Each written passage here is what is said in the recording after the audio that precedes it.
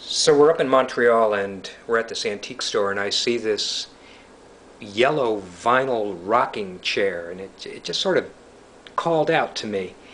And I looked at the handles and I thought, there's probably wood or maybe Bakelite under there, and it's sort of deco. It's got these chrome-plated parts to it. And I said to the guy, what's the story behind that? And he said, well, that rocking chair is from a convent of an order of extinct nuns. He was French-Canadian, and extinct was the only word that I guess came to mind, but I love that phrase, order of extinct nuns. And you look at it, and these convents in Montreal are huge, 5, 6-story granite buildings with hundreds and hundreds of bedrooms and big chapels and gardens and and their secret gardens with big walls and verandas around the buildings, and big long hallways and hundreds of nuns. And there used to be like a dozen of these in downtown Montreal. Now most of them have been turned into condos or office buildings or rest homes or something. But you can just picture 30 or 40 of these on the veranda with a bunch of old nuns in them.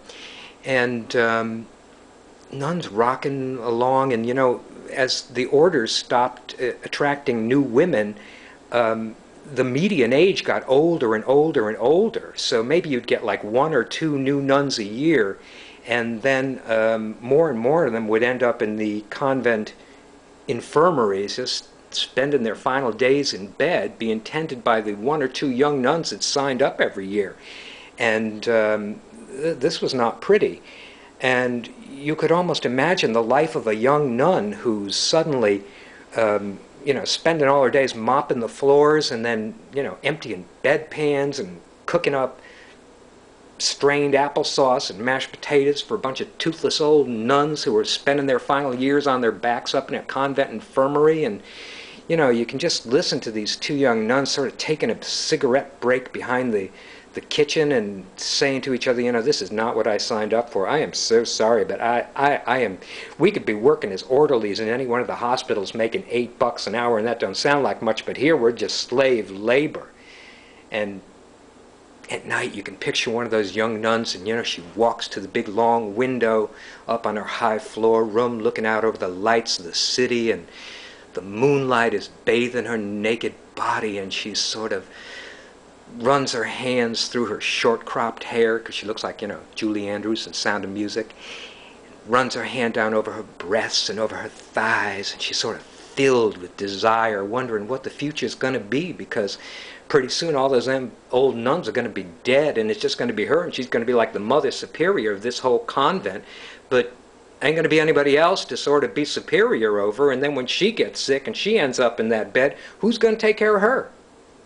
So she's probably worried. And like the next day, you can picture one of them just back in the kitchen, and suddenly she just grabs that veil off her head and says, screw it, I'm not doing this no more. And she goes running out of the kitchen and down that big hallway and takes a jump right over the veranda steps in front of all those nuns in their rocking chairs. And then she jumps down through the gate and into the arms of the first hot young French-Canadian guy she meets on the sidewalk. And maybe she turns back just for a moment as she unlaces those heavy, sensible, black leather nun shoes and flings them back at the gate before she runs off. Back up on the veranda, all those nuns start rocking faster and faster and running their fingers over their beads, thinking, what are we going to do now? What are we going to do? So I said to the guy, I will give you $30 for that chair. And he said, I'll take $30 for it. And so I brought it home. And I just thought I'd share this with you. Bye.